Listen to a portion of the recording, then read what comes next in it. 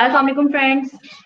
आज मैं आपके साथ लाइव मौजूद हूँ अपनी फेसबुक प्रोफाइल से। अक्सर और बेशतर आप मेरे प्रोग्राम सुनते रहते हैं रेडियो पर,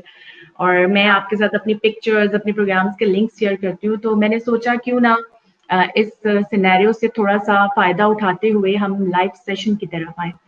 और आज का दिन बहुत ख़ास था, और मैंने ये सोचा कि डेफ़िनेटली इस दिन को तो हमें बिल्कुल मिस नहीं करना चाहिए। हमारे पास बहुत सारी ऐसी शख्सियात, ऐसे लोग मौजूद हैं, जो आज का दिन, जो कि मैं आपको बताती हूँ कि आज मैं किस दिन के हवाले से बात कर रही हूँ, काम कर रहे हैं। माशाल्लाह से उनका बहुत नाम है, उनकी खिदमत बहुत हैं सोसाइटी के लिए। उनको अपने साथ मुझे मौका मिल सके कि मैं किसी तरह से उनको शामिल कर सकूँ, क्योंकि प्रोग्राम रेडियो में बहुत लिमिटेड से स्लॉट्स होते हैं और कुछ डिमांड्स होती हैं चैनल्स की भी, तो उसी के तहत हमें चलना पड़ता है। यहाँ हम अपनी मर्ज़ी से अपने अपने पसंद के लोगों को, शख्सियात को बुला सकते हैं यहाँ पर। तो सामीन, आज फ्रेंड्स हम लोग बात करेंगे जो कि आलमी दिन मनाया जा रहा है 26 ऑफ जून को, मंशियात के खात्मे का। मंशियात बहुत ज़्यादा हमारी सोसाइटी में आम हो रही है। हर बच्चा, ख़ास तौर पे अगर हम अपनी यूथ के हवाले से बात करें, हमारी नौजवान नस्ल बहुत ज़्यादा उसका रुझान तेज़ी से बढ़ता हुआ नज़र आ रहा है मंशियात की तरफ, जिसमें से हम बात करें क्रिस्टल है, आइस है, और भी बहुत सारी मंशियात जो यूज़ कर रही है हमारी यूथ। इसको भी हम कवर करेंगे, और भी देखेंगे कि आज के दिन जो कि 26 ऑफ जून है, आज के दिन का मकसद क्या है। आज के दिन का मकसद 7 दिसंबर 1987 जनरल असेंबली में डिसाइड हुआ था कि 26 जून को the international day against drug abuse and illicit trafficking, यानी मंशियात के खात्मे के हवाले से दिन मनाया जाएगा। और मुख्तलिफ कम्युनिटीज़, कंट्रीज़ और हर लेवल पर आगाही दी जाती है। एक तरह का एक रिमाइंडर होता है ये कि हम कहाँ पर खड़े हुए हैं और हमें कितना काम करने की ज़रूरत है। इस मौजू को हम कवर करेंगे, सॉल्यूशंस की तरफ भी जाएँगे। तारुफ़ करवाती चलूँ, मेरे साथ जो पैनलिस्ट मौजूद हैं किसी भी तारुफ़ के मोहताज नहीं है। डॉक्टर माजिद अली आबदी साइकियाट्रिस्ट हैं और द ब्रेन क्लिनिक के डायरेक्टर हैं। अस्सलाम वालेकुम डॉक्टर साहब। वालेकुम अस्सलाम सिद्रा, कैसी हैं आप? ठीक। बहुत ही ज़बरदस्त और खुशगवार बात है कि आज आपने इंतहाई अहम मौजू के ऊपर बात की है, और जैसे प्रोग्राम होगा तो मैं इस बात का आपके सामईन से और नाजरीन से इस बात का जिक्र करूंगा कि क्यों ये मौजू बहुत अहम है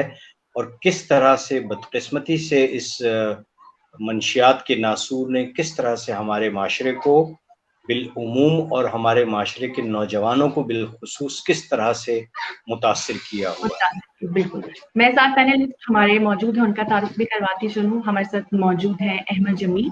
जो कि माहिर नफ्सियात हैं और एडिक्शन थेरेपिस्ट हैं। अस्सलाम वालेकुम अहमद। वालेकुम अस्सलाम। आपका भी बहुत शुक्रिया कि वक्त निकाला आप लोगों ने हमारे प्रोग्राम के लिए। डॉक्टर माजिद, सबसे पहले तो ये दिन है, और आप क्या समझते हैं कि अगर इस दिन पे हम थोड़ी सी नजर डालें और पिछली डिकेड्स में हम जाएं, 2019, 2018, 17, 16 की जो वर्ल्ड ड्रग रिपोर्ट्स हैं, उससे अगर हम अपना कंपैरिजन करें तो क्या केसेस कम हुए हैं या रेशो बढ़ा है मंशियात इस्तेमाल करने की तरफ? देखें, मुझे ऐसा लगता है कि सबसे पहले थोड़ी सी तारीख पे नज़र डाल लेते हैं कि मंशियात का तारीख़ी पस मंज़र क्या है। हमें ये बात समझनी होगी कि जब से इंसान अल्लाह ताला की तरफ से इस दुनिया में भेजा गया और फिर इंसानों की जो आबादी बढ़ना शुरू हुई, और जब इंसानों ने अपने रवैये और बिहेवियर को अडेप्ट किया है, यानी उसको समझना शुरू किया है, शायद वहीं कहीं से मंशियात की तारीख का स्टार्ट हुआ। और अगर हम हिस्ट्री में जाएं तो हज़ारों साल पुरानी भी ऐसी मंशियात मौजूद हैं कि लोग नशे के लिए मुख्तलिफ दरख्तों की छाल पीते थे, कुछ शरबत बना के पीते थे, शराब का इस्तेमाल सदियों से चल रहा है, यानी ये कोई नई चीज़ नहीं है। लेकिन 1932 में वॉल्फ नामी एक माहिर नफ्सियात थे, उन्होंने सबसे पहले ये आइडेंटिफाई किया कि मंशियात का इस्तेमाल नॉर्मल इंसानी रवैया नहीं है। यानी एक इंसान जो ज़हनी तौर पर, समाजी तौर पर, नफ्सियाती तौर पर अगर सेहतमंद है तो फिर वो मंशियात या नशावर चीज़ों का इस्तेमाल नहीं करता। पाकिस्तान में जहाँ तक ताल्लुक है तो 70s तक, यानी 1950s और 60s में अगर आप देखें تو مشکل سے بمشکل پاکستان میں منشیات سے متعلق کوئی آگاہی تھی یا منشیات سے متعلق کوئی ڈیٹا موجود تھے. اور یہ وہ وقت ہے جب پاکستان میں قانونی طور پہ شراب موجود تھی. قانونی طور پہ سے مراد یہ ہے کہ کوئی بھی انسان چاہے وہ کسی بھی مذہب سے تعلق رکھتا ہو پاکستانی، وہ جا کے بازار سے عام شراب کی دکان سے شراب خرید کے استعمال کر سکتا تھا. 70s تک معاملات کچھ اسی طرح کے تھے، اور پاکستان میں جو کل یوزرز تھے منشیات کے وہ چند لاکھ افراد پر مشتمل تھے. یعنی ان کی تعداد 2 سے 3 لاکھ یا 4 لاکھ افراد تھی. 1970 کی دہائی میں پاکستان سیاسی معاملات پاکستان کے کچھ چینج ہوئے، اور اس کے بعد پھر ایک مارشاء اللہ لگا. اس مارشاء اللہ کے نتیجے میں شراب پر مکمل پابندی لگائی گئی، اور یوں ایسا ہوا کہ شراب کی دکانیں بند کر دی گئی. اب ایسا نہیں ہوا کہ جو لوگ شراب کے عادی تھے کیونکہ شراب کی دکانیں بند ہو گئی تھی انہوں نے شراب چھوڑ دی اور وہ بالکل ایک اچھے انسان بن گئے، یعنی نشے سے دور ہو گئے. نہیں، ایسا نہیں ہوا. بدقسمتی سے یہ ہوا کہ یہی وہ وقت تھا کہ سیاسی طور پہ ہمارے پڑوسی ملک افغانستان میں ایک جنگ شروع ہوئی، اور اس جنگ کے نتیجے کے اندر ایک بیراروی کا ایک جو سماجی بیراروی تھی، یعنی ایک بہت بڑی مائیگریشن ہوئی افغانستان سے ہمارے معاشرے میں، اور اس مائیگریشن کے ساتھ ہی ہمارے کلچر میں ایک نیا نشہ انٹروڈیوس ہوا جس کو ہم ہیروئن کہتے تھے یا مورفین کہتے تھے، جو اس سے پہلے پاکستان میں مشہور نشہ نہیں تھا. اچھا، اب سمجھنے کی بات یہ ہے کہ وہ لوگ جو شراب کے عادی تھے ان کو شراب اویلیبل نہیں تھی، تو مجبوری میں افیم اور جو چھوٹے موٹے نشے تھے وہ اس پہ سوئچ ہوئے. چونکہ ان کے علاج کا کوئی بندوبست نہیں کیا گیا تھا، یعنی ہم نے شراب کی دکانیں تو بند کر دی، پابندی لگا دی، اویلیبلٹی بھی شاید اس کی کسی حد تک ختم ہو گئی یا بہت مخصوص ہو گئی کہ کچھ مخصوص طبقہ جو بہت پیسہ خرچ کر کے غیر قانونی طور پہ حاصل کر لیتا تھا، لیکن عام آدمی تک شراب کی پہنچ بند ہو گئی. اور اسی وقت پر اسی معاشرے میں ایک ایسا نشہ انٹروڈیوس ہو گیا جو اس سے بھی کہیں زیادہ خطرناک تھا، اور یوں پاکستانی معاشرے میں 70 کی دہائی میں ہیروئن بہت زیادہ فیمس ہو گئی. اور چونکہ ہمارے پڑوسی ملک افغانستان میں اس کی بلک میں پروڈکشن ہوتی تھی اور اس کی اسمگلنگ زیادہ تر پاکستان سے ہوتی تھی، تو یوں پاکستان میں ہیروئن نہایت سستی تھی. اور پھر یہ ہوا کہ ایک بہت بڑا طبقہ جو اس سے پہلے شراب کے نشے میں یا کچھ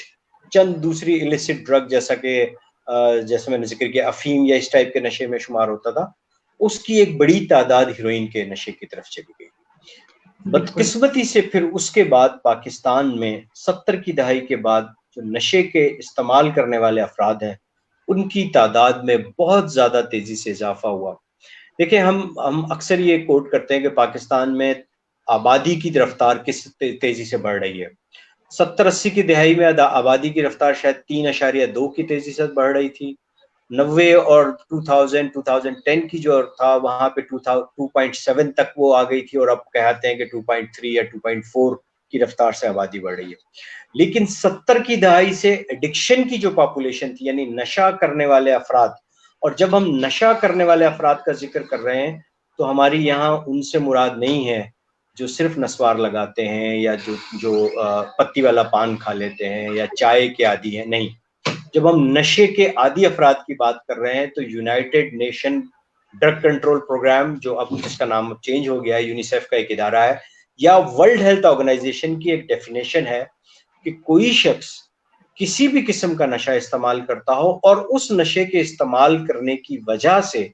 وہ اپنے روزمرہ کام کو سر انجام نہ دے پا رہا ہو، اس کی ذاتی ذمہ داریاں جو اس کے اوپر ہیں یا اس کی خاندانی ذمہ داریاں، فیملی کی جو ذمہ داریاں یا معاشرتی ذمہ داریاں ہیں وہ اس کو فلفل نہ کر پا رہا ہو، اور اس کی وجہ سے اس کی ذاتی صحت کو، جسمانی صحت کو، نفسیاتی صحت کو اور سماجی صحت کو نقصان پہنچ رہا ہو، اور یہ سب کچھ جاننے کے باوجود وہ بار بار وہ نشہ استعمال کر رہا ہو، اس کو ہم کہتے ہیں نشہ کا مریض. تو وہ لوگ جو نشے کے مریض ہیں ان کی تعداد میں اضافہ 7% سے، یعنی آبادی 3.2% سے بڑھ رہی تھی، اور نشے کے عادی افراد یعنی عادی بیمار افراد کی تعداد 7% سے بڑھ رہی تھی. اور اس میں پتی والے افراد، گٹکے والے افراد اور عمومی طور پہ چائے یا نسوار لگانے والے افراد کا ڈیٹا شامل نہیں ہے. جو ڈیٹا اس کے بعد United Nation drug control program نے یہاں پہ ریگولر نکالا تو 1990s کے اندر پاکستان میں کوئی 7 لاکھ کے قریب ڈرگ ایڈکٹس تھے، یعنی وہ ڈرگ ایڈکٹ جو ڈیفینیشن پہ پورے ہوتے ہیں، یعنی پتی اور نسوار اور ان کے عادی افراد کو نکالنے کے بعد، یعنی جو وہ افراد جو نشے کی وجہ سے نہ اپنے لیے کسی کام کے قابل ہیں، نہ فیملی کے لیے اور نہ معاشرے کے لیے. بالکل صحیح. 1990s میں یہ 7 لاکھ تھے، 2000 کے قریب یہ 14 لاکھ ہوئے، 2007 میں جب سروے کیا گیا تو یہ معاملہ 26 لاکھ تک پہنچ گیا، اور بدقسمتی سے 2014 میں جب سروے کیا گیا ہے تو ایسے لوگوں کی تعداد 60 لاکھ سے زیادہ ہو چکی تھی. اس وقت ایک مزید سروے چل رہا ہے اس وقت یونائٹڈ نیشن ڈرگ کنٹرول کا، لیکن اگر ہم 7% اینول گروتھ نکالا جائے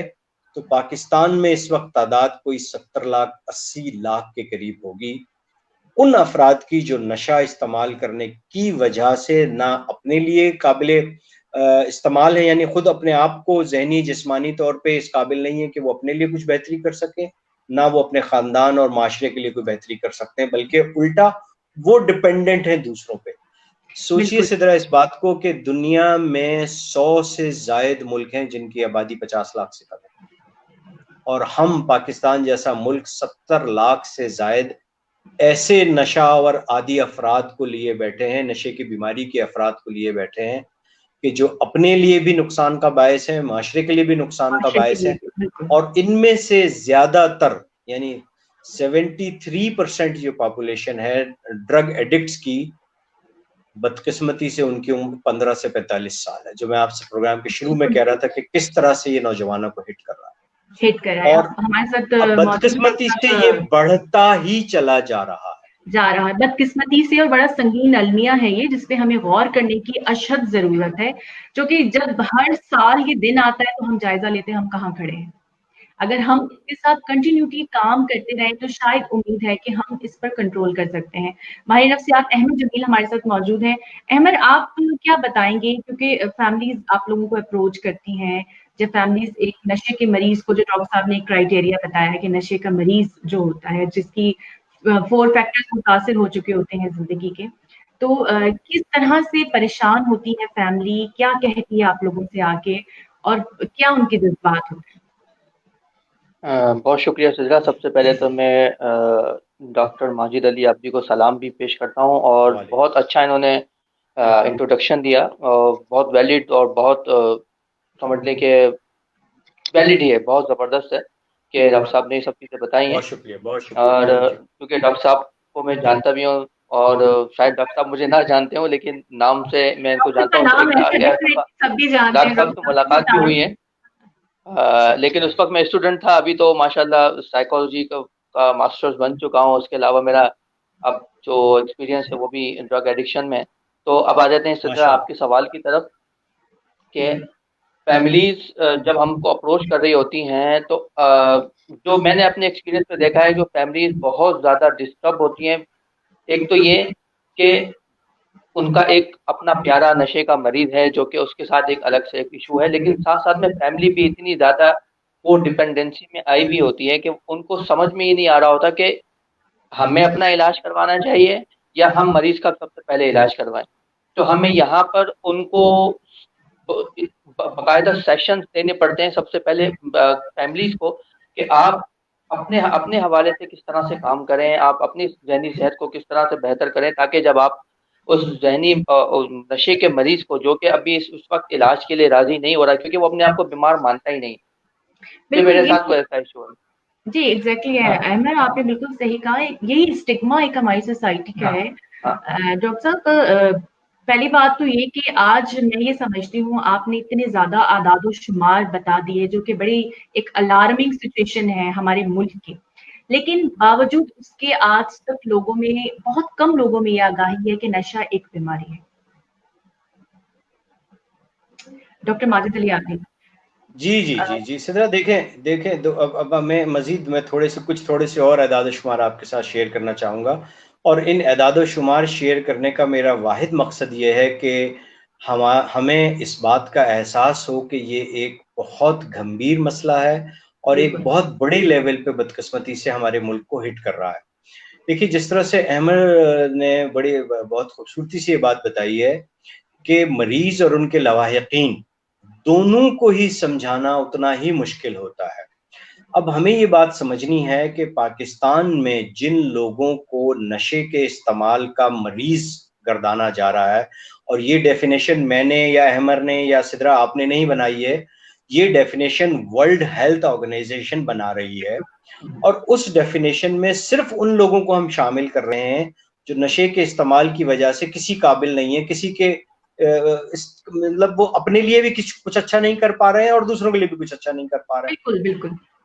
ان میں سے 62% لوگ 62% لوگ پاکستان میں وہ ہیں جو ریگولرلی چرس کا استعمال کرتے ہیں۔ اب چرس بدقسمتی سے ایسا ایک نشہ ہے کہ دنیا کے کچھ ملکوں میں اس کو لیگل بھی کر دیا ہے، اور ہمارے یہاں پر چرس کو بدقسمتی سے نشے کے بجائے ایسا سمجھا جاتا ہے کہ جیسے یہ شاید کوئی ملنگوں کی چیز ہے، کوئی غم مٹانے کی چیز ہے۔ مطلب صرف چرس ہی نہیں، ہر طرح کا نشہ، اگر شراب پینے والا شراب پیتا ہے یا ہیروئن یا کرسٹل یا شیشہ استعمال کرنے والے جو لوگ ہیں،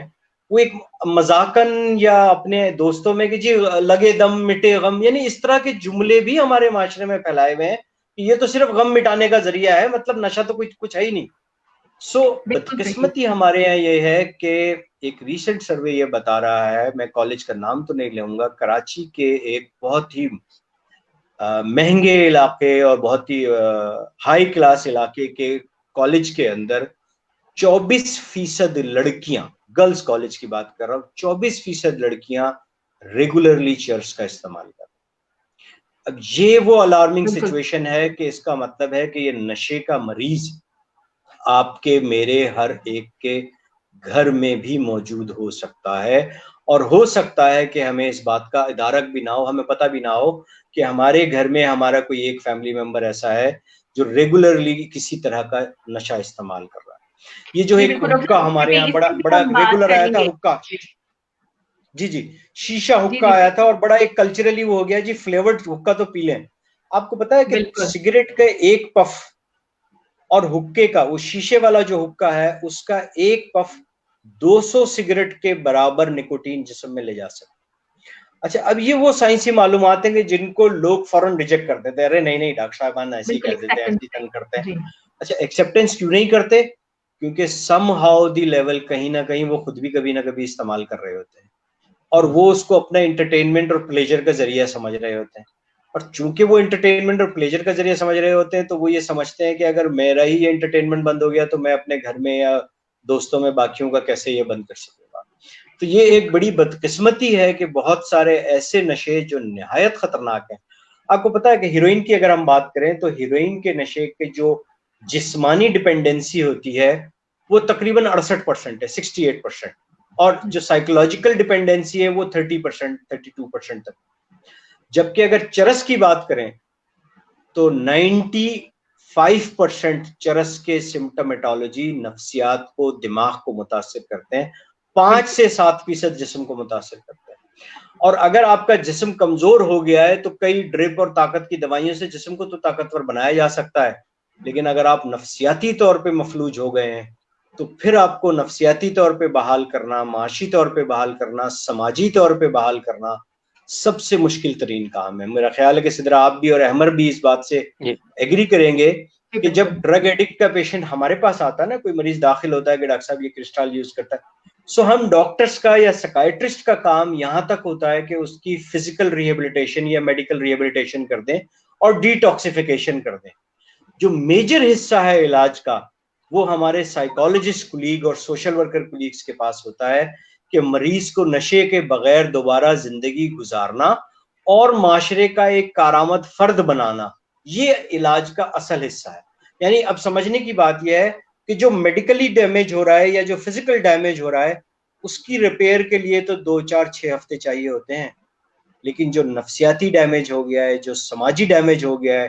اس کے لیے مہینوں اور سالوں لگ جاتے ہیں ریپیئر کرنے۔ بالکل، اسی سوال کے لیے میں احمد کی طرف ہی جانا چاہوں گی کہ ڈاکٹر صاحب نے بتایا کہ ڈیفینیٹلی ایک ڈیٹاکس کا پروسیس ہوتا ہے، میڈیسنس دے کے ان کے جو ہے ڈیٹاکسیفیکیشن کی جاتی ہے، اس کے بعد ریہیبلیٹیشن کا پروسیس شروع ہوتا ہے۔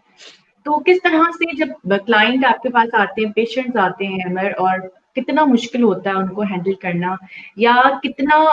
یہ بیماری جو ہے مینیجیبل ہے؟ اس کے بارے میں کچھ بتائیں ہمارے سامنے. بالکل ٹھیک. اچھا, اسی بات کو تھوڑا سا آگے بڑھاتے ہوئے ڈاکٹر عابد ماجد علی عابدی صاحب نے جو چرس کے حوالے سے جو بات کی تھا, اسی کو ہی میں آگے بڑھاتے ہوئے ڈاکٹر صاحب کو ہی بالکل ایگری کرتے ہوئے آگے چلوں گا کہ جب ہم کلائنٹس کے ساتھ انٹریکشن میں آتے ہیں, گروپ کے اندر ان کو کچھ سائیکو ایجوکیشن دے رہے ہوتے ہیں یا ان کی کاؤنسلنگ کر رہے ہوتے ہیں, تو وہ ایک بات بڑے فخر سے بتا رہے ہوتے ہیں گروپ کے اندر بھی اور کاؤنسلنگ کے اندر بھی کہ جب تک میں چرس پی رہا تھا نا, وہ میں بالکل فٹ تھا, مجھے کچھ ہوتا ہی نہیں تھا, میں تو ایسے کام کر رہا ہوتا تھا, ایسا زبردست تھا میں. لیکن جب سے میں نے اپنا ڈرگ آف چوائس تھوڑا سا چینج کیا ہے, جب پاؤڈر پر آیا ہوں, کرسٹل پر آیا ہوں, یا ادھر آیا ہوں ادھر آیا ہوں, تب سے میرے ساتھ یہ مسئلہ ہوا. ایکچوئل اب ان کو یہ سمجھانا ہوتا ہے کہ کیونکہ چرچ سم ہاؤ, جیسے ڈاکٹر صاحب نے کہا کہ اسٹوڈنٹ بہت زیادہ اس ڈرگس کو استعمال کر رہے ہیں, تو چرچ کا سم ہاؤ جو افیکٹ ہوتا ہے نا, وہ فوکس کرنے میں ان کو مدد دیتا ہے. وہ اپنی اٹینشن کو ایک جگہ فوکس کر لیتے ہیں, تھوڑا سا انرجی اپنے اندر محسوس کرتے ہیں. تو یہ صرف تھوڑے ٹائم کے لیے ہوتا ہے, کچھ وقت کے لیے, کچھ دنوں کے لیے, کچھ مہینوں کے لیے ان کو ایسا لگتا ہے. لیکن اس کا آفٹر ایفیکٹ یہی ہوتا ہے کہ اس کے زیادہ تر نفسیاتی مسائل سامنے آتے ہیں. ان کے بیہیویئر ایشوز, ان کے اینگر ایشوز, ان کے اندر قوت برداشت کا نہ ہونا, یہ سب چیزیں جو کہ وہ ان کے ذہن میں یہ باتیں آتی نہیں ہے کہ یہ سب چیزیں ہمارے ساتھ ہو رہی ہیں, ہم بات بات پر لڑ رہے ہیں یا ہم غصہ کر رہے ہیں اپنے فیملی کے ساتھ, اپنے دوستوں کے ساتھ. ہمارے اندر جو بیہیویئرل چینج آ رہا ہے, یہ کیوں آ رہا ہے؟ وہ اس کی اصل وجہ یہ ہوتی ہے کہ جو شرط ہوتی ہے اس کا زیادہ تر افیکٹ جو ڈاکٹر صاحب نے بتایا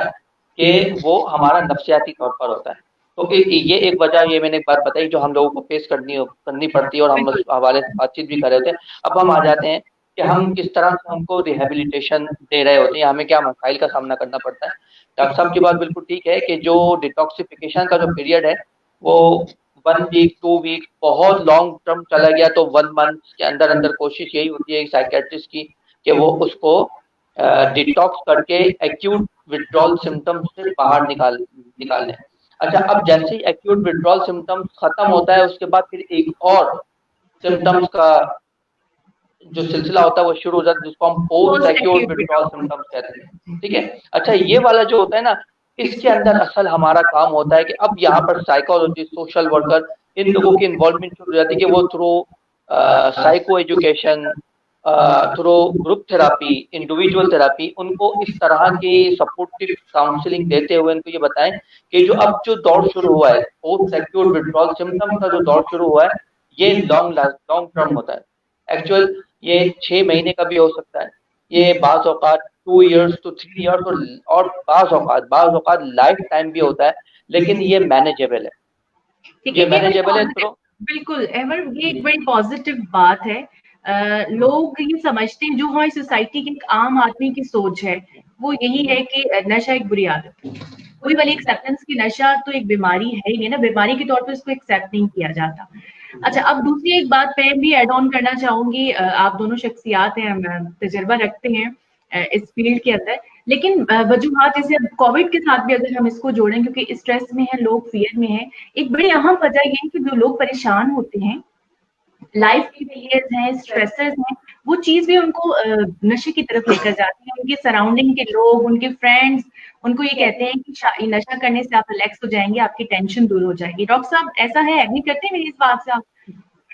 دیکھیں, بالکل آپ کی بات کسی حد تک ٹھیک ہے. دنیا بھر میں جہاں نشہ استعمال کرنے کی وجوہات آئیڈینٹیفائی کی گئی ہیں, اس میں ایک وجہ یہ بھی ہے کہ لوگ اپنے اسٹریس اور ٹینشن سے دور ہونے کے لیے نشوں کا استعمال کرتے ہیں, اور ان اپنے ڈس پلیجر موومنٹس کو وہ کنورٹ کر دیتے ہیں نشے کے استعمال کے ساتھ کہ شاید ہمارا پلیجر ختم ہو جائے گا. لیکن یہاں یہ بات ہمیں سمجھنی ہے کہ ایسا کئی دفعہ ہوتا ضرور ہے کہ نشاور ادویات یا شراب پی کر یا ہیروئن یا چرس کا استعمال کر کے وقتی طور پہ آپ اسٹریس سے دور ضرور ہو جاتے ہیں, لیکن جو ہمارے دماغ کے قدرتی ہیپی ہارمونس ہیں, نیورو ٹرانسمیٹرس ہیں, آپ یہ سمجھیے کہ یہ جتنی نشہ آور دوائیاں ہیں یہ سب کی سب ان ہیپی ہارمونس اور نیورو ٹرانسمیٹر کو ڈسٹرب کرتی ہیں, جس کے نتیجے میں جو اسٹریس جو وقتی طور پہ آپ نے نشہ کر کے دبا لیا یا کم کر لیا ہے, لیکن لانگ ٹرم میں اس کی شدت بھی بڑھ جاتی ہے, اس کی سیویئرٹی بھی بڑھ جاتی ہے, اور وہ پہلے کے مقابلے میں زیادہ انمینیجبل ہو جاتا ہے. یعنی وہ اگر کسی کو کوئی چھوٹا سا کاروباری ٹینشن یا پریشانی ہے اور اس نے پھر کسی دوست کے مشورے پہ کچھ نشہ استعمال کر کے اس کو کاروباری پریشانی سے کچھ گھنٹوں کے لیے نجات حاصل کر لی نشے کے زیر اثر رہ کر، لیکن جب وہ نشے کے اثرات سے باہر آتا ہے تو اس کا اب ایک ٹینشن تو وہ کاروبار والا اپنی جگہ موجود ہوتا ہے، اب دوسرا ٹینشن یہ ہو جاتا ہے کہ میں نے اپنے نشے کا بھی بندوبست کرنا ہے، کیونکہ جو نشے کے وتھڈرال سمٹم ہیں وہ اتنے شدید ہوتے ہیں جسمانی طور پہ بھی اور نفسیاتی طور پہ بھی کہ اس کی زندگی کی پریشانیوں میں مزید اضافہ ہو جاتا ہے، کمی کسی طرح سے نہیں ہوتی.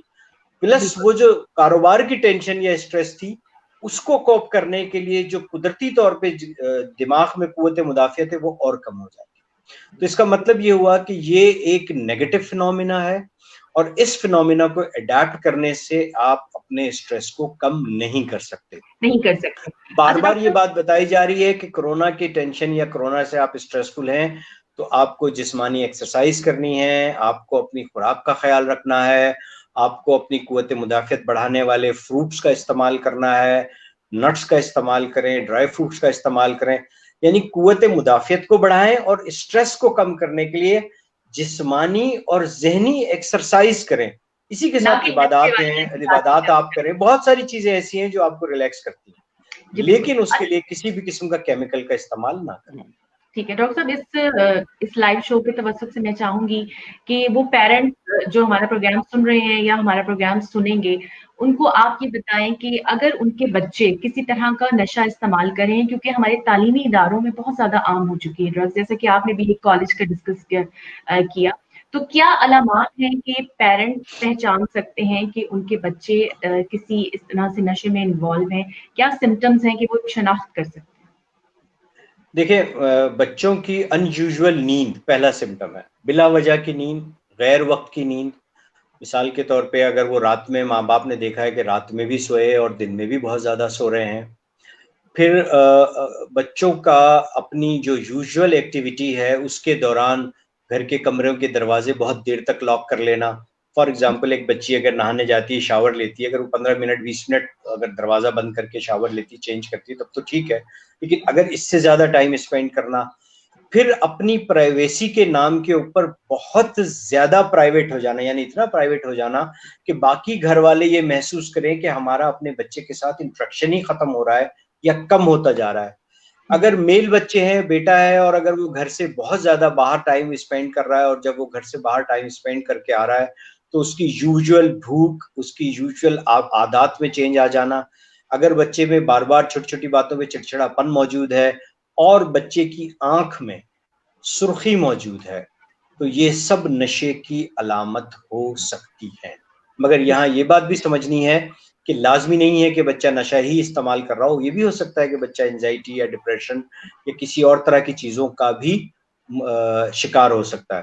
لیکن اگر آپ بچے کو کچھ اس طرح سے بندوبست کر لیں کہ اگلے 2 دن 3 دن وہ بچے کا گھر سے بالکل بھی نہ نکلنا ہو،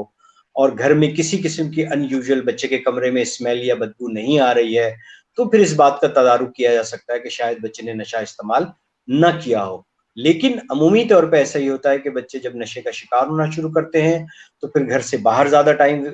اسپینڈ کرنا شروع کر دیتے ہیں، یا اپنے کمروں کے اندر ضرورت سے زیادہ وہ ٹائم کمرہ لاک کر کے کرتے ہیں تاکہ نشے کی اسمیل، یا اگر اسموک کر رہے ہیں تو اسموک کی اسمیل کو وہ اڑا سکیں.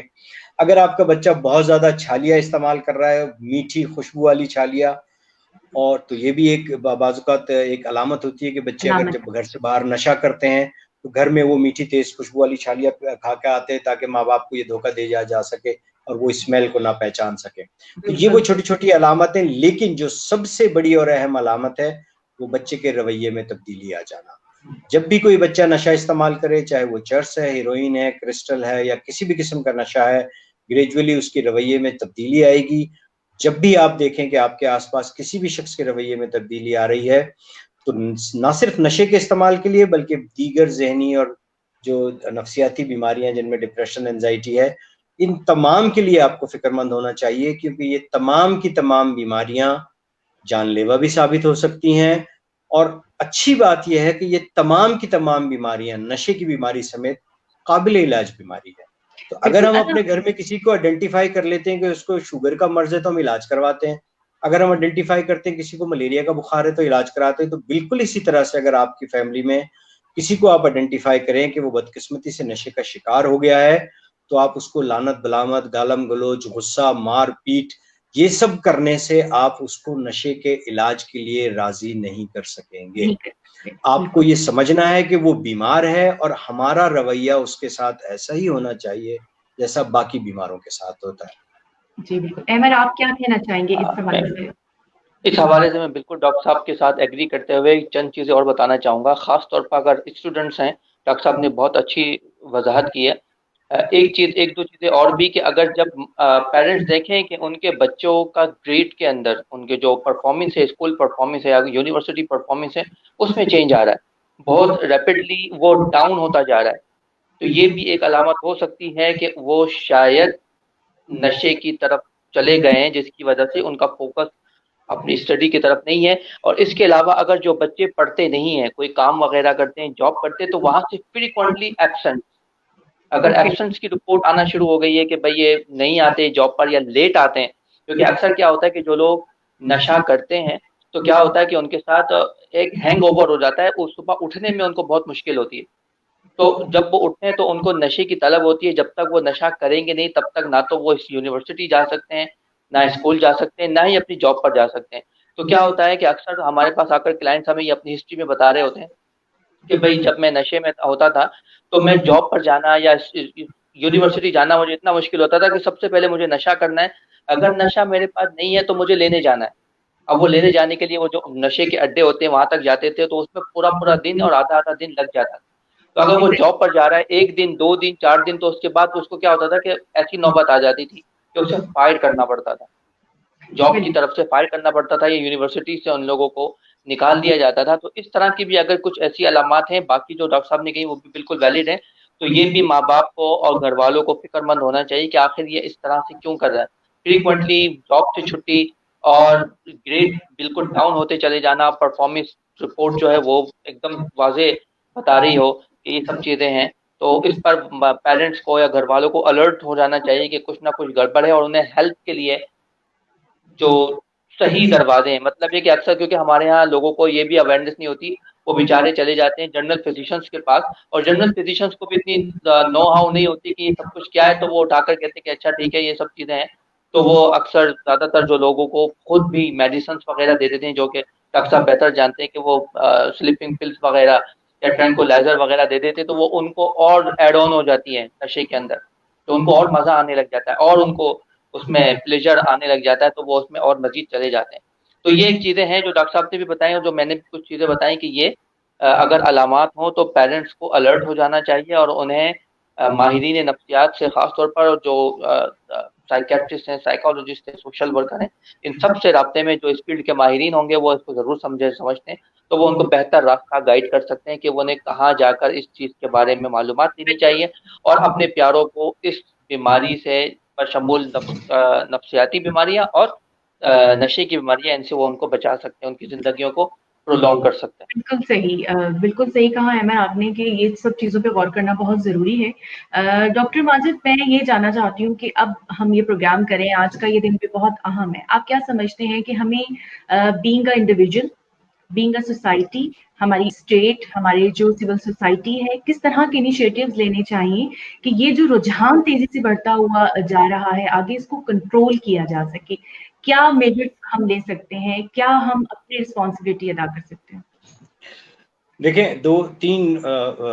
طرح کے ریسپانس ہیں۔ پہلا ریسپانس تو یہ ہے کہ میری پرسنل ذاتی ذمہ داری ہے کہ میں اپنے آس پاس میرے گھر خاندان کے لوگوں کو دیکھوں، اور ان میں سے اگر کہیں کسی کو میں اس کا شکار جانوں تو بجائے اس سے لڑنے کے، ڈانٹنے کے، ڈپٹنے کے، مجھے چاہیے کہ اس کے علاج کا بندوبست کروں۔ کیا ایسا ہوتا ہے کہ میرے گھر میں کوئی بخار کا شکار ہو جائے گا میں اسے ڈانٹنا شروع کر دوں، یا میرے گھر میں کوئی ملیریا کا شکار ہو جائے تو میں اسے کیا ڈانٹنا شروع کر دوں گا، لڑنا شروع کر دوں گا کہ تم نے بے احتیاطی کی تھی، مچھر کو لڑوایا تھا اور پھر مچھر نے تمہیں ملیریا کر دی؟ نہیں، ایسا نہیں ہوتا۔ ہم ان سے ہمدردانہ رویہ رکھتے ہیں۔ بدقسمتی سے ہمارے یہاں ڈرگ ایڈکٹس کے ساتھ ایک سوشل ریجیکشن کا رویہ ہے، اور اس سوشل ریجیکشن کے رویے کی وجہ سے اکثر ڈرگ ایڈکٹ مریض علاج اگر کروانا بھی چاہیں تو گھر والوں کے اس طرح کے نیگیٹو رویے کے بعد ان کا علاج کی طرف رجحان کم ہو جاتا ہے،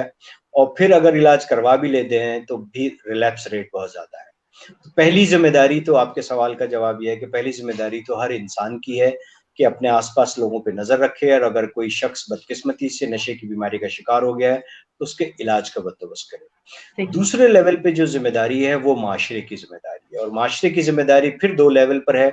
ایک تو یہ کہ ہمیں معاشرے میں اس طرح کا بندوبست کرنا پڑے گا کہ ہمیں ہر انسان کو اویئر کرنا ہے، ہم نے اس متعلق لوگوں کو آگاہ کرنا ہے کہ نشے کے عادی افراد اس بیماری کا شکار ہیں، یہ بیمار لوگ ہیں، اور جس طرح سے باقی بیماریوں کا علاج ہوتا ہے اس بیماری کا بھی ہمیں علاج ہی کرنا پڑے گا۔ تیسرا لیول جو ذمہ داری کا ہے وہ شاید سرکاری سطح پر ہے۔ بدقسمتی سے ہمارے یہاں پر ایسے بھی سرکاری ادارے موجود نہیں ہیں کہ جہاں نشے کے عادی مریضوں کا مکمل علاج ہوتا ہو۔ مثال کے طور پہ کراچی کے ہر بڑے ہسپتال میں نفسیاتی طب کا شعبہ موجود ہے، یعنی سائیکائٹری ڈپارٹمنٹ تو موجود ہے،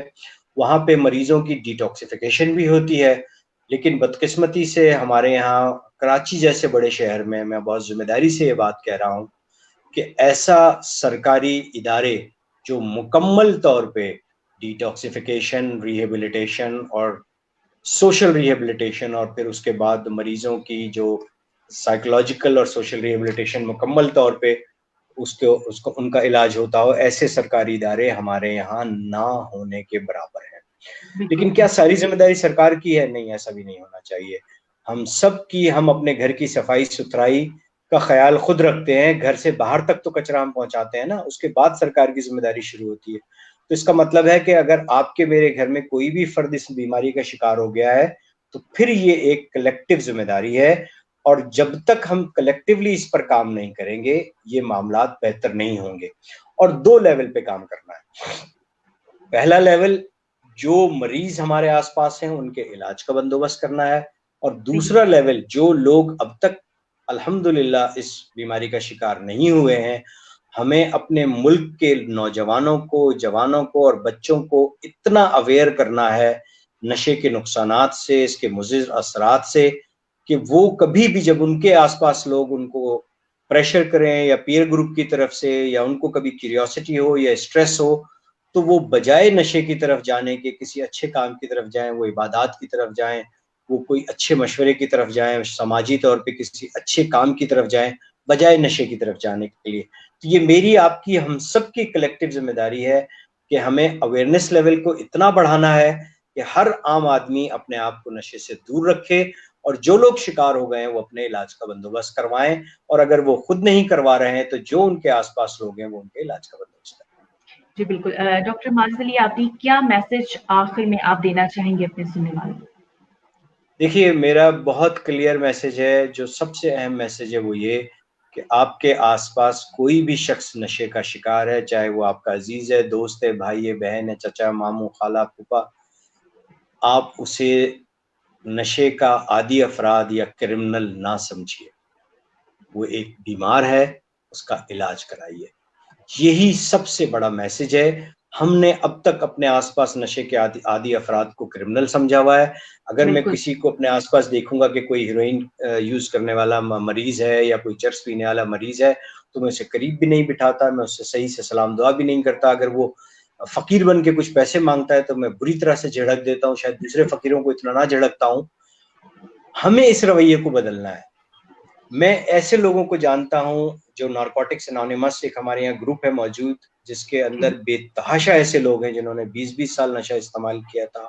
اور آج الحمدللہ وہ علاج کے بعد مکمل طور پہ صحت یاب ہیں۔ نہ صرف صحت یاب ہیں بلکہ معاشرے کا بہت بہتر حصہ ہیں۔ میں ایک ایسے شخص کو جانتا ہوں کہ جنہوں نے 22 سال نشہ استعمال کیا، اور اب آج تک میرا خیال ہے 22,000 لوگوں کا نشے کا علاج کر چکے ہیں۔ میں ایک ایسے شخص کو جانتا ہوں کہ جنہوں نے نشے کا استعمال 16 سال کیا، اور آج ان کا ٹرانسپورٹ کا اتنا بڑا بزنس ہے کہ ان کے فلیٹ میں 52 گاڑیاں اور بسیں ہیں۔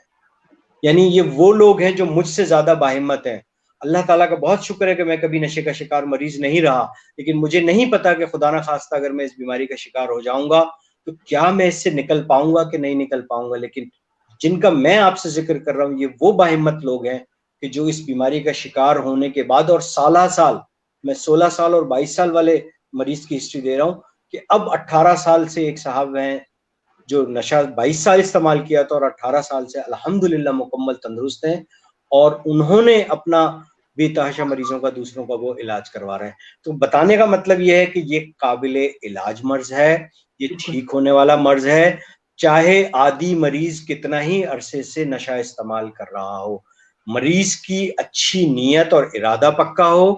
صحیح علاج، پراپر ڈیٹاکسیفیکیشن اور پراپر ریہیبلیٹیشن کی جائے تو علاج کامیاب ہوتا ہے. تو میرا آپ کے پروگرام کے توسط سے لوگوں کو میسج ہے کہ ان لوگوں کو مریض سمجھیے، خدا را ان کو کرمنل نہ سمجھیے، ان کو معاشرے کا بگڑا ہوا افراد نہ سمجھیے، ان کو اپنے گھر کا بگڑا ہوا فرد نہ سمجھیے. یہ اس بدقسمت بیماری کا شکار ہو گئے جو ہمارے معاشرے میں پریویل کر رہی ہے، اور اس کا اب آپ نے اور ہم نے مل کے تدارک کرنا ہے. جی بالکل. احمد جمیل، کیا میسج دینا چاہیں گے آپ؟ تقریباً ڈاکٹر صاحب نے میسج سارا کنوے کر دیا. صرف اتنا کہنا چاہوں گا کہ بالکل ڈاکٹر صاحب نے جیسے کہا کہ یہ ایک بیماری ہے، جس طرح سے دوسری بیماریوں کے حوالے سے ہم اپنے پیاروں کے لیے کانشیس ہوتے ہیں، بہت زیادہ اویئر ہوتے ہیں، اور ان کو ٹریٹمنٹ کی طرف لے جانے کے لیے ہر کوشش کرتے ہیں، تو ان کو بھی توجہ کی ضرورت ہے، ان کو بھی ہیلپ کی ضرورت ہے، اور تھوڑی سی توجہ، تھوڑی سی ہیلپ سے یہ بہت اچھے ہو سکتے ہیں. بہت اچھے ہونے کے ساتھ ساتھ ہمارے معاشرے کا ایک کارآمد شخص بن سکتے ہیں، اور دوسروں کے لیے مثال بن کر ان کو راستہ دکھا سکتے ہیں کہ آپ بھی اس طرف آئیں اور اپنی زندگی کو خوشحال بنائیں. ایسے بہت سارے ریکوری کے ڈاکٹر صاحب نے بھی کہا، میں بھی بہت ساروں کو جانتا ہوں کہ جو اب اس اداروں سے کنیکٹ ہو کر ایسے مریضوں کو لے کر آتے ہیں، راستہ دکھاتے ہیں کہ آؤ تم لوگ بھی زندگی کی طرف آؤ. اور یہی لوگ ہمارا ایک سرمایہ ہوتے ہیں کہ جو ریکورنگ ڈرگ ایڈکٹ کے ریکورنگز ہیں، یہ ایسا سرمایہ ہے کہ جن کے ذریعے سے ہم ان کی لائف ایگزامپل دے کر ان مریضوں کو اور ان کی فیملیز کو اپروچ کرتے ہیں اور ان کو علاج کی طرف آمادہ کرتے ہیں. تو میرا میسج فیملی کو یہی ہے کہ یہ بیمار ہیں. اگر آپ کے ارد گرد، آپ کے فیملی میں، آپ کے پڑوس میں بھی اگر کوئی ایسا شخص ہے کہ جو نشے کا میں مبتلا ہو چکا ہے، تو اسے خدا را دھتکارے نہیں. وہ بھی ایک بیمار ہے، جیسے کہ ایک شوگر کا مریض بیمار ہوتا ہے، جیسے دل کا مریض بیمار ہوتا ہے. ان کو بھی علاج اور توجہ اور پیار کی ضرورت ہوتی ہے. تو یہ لوگ بھی اپنی اچھی زندگی کی طرف اور لوگوں کی بھلائی کی طرف آ سکتے ہیں. بالکل، بہت اچھے میسیجز آپ دونوں نے دیے. میں بھی ایک میسج دینا چاہتی ہوں اس پروگرام کے توسط سے، خاص طور پہ ان پیرنٹس کو. جیسے ڈاکٹر ماجد علی عابدی نے اور احمد نے ہمیں بتائی کہ کیا علامات ہیں کہ پیرنٹس پہچان سکتے ہیں کہ ان کا بچہ خدا نخواستہ کسی نشے کی عادت میں مبتلا ہے، تو وقتاً اسے کسی صحیح جگہ پر لے کر جائیں اس سے پہلے کہ کہیں بہت دیر نہ ہو جائے. یقیناً علاج موجود ہے، ایسے ادارے موجود ہیں، آپ کو صرف صحیح طرح سے دیکھنے کی ضرورت ہے. اور بہت بہت شکریہ ڈاکٹر ماجد علی عابدی آپ کا، احمد جمیل آپ کا، کہ آپ لوگوں نے اپنے قیمتی وقت میں سے پروگرام کے لیے وقت نکالا. انشاءاللہ اگلے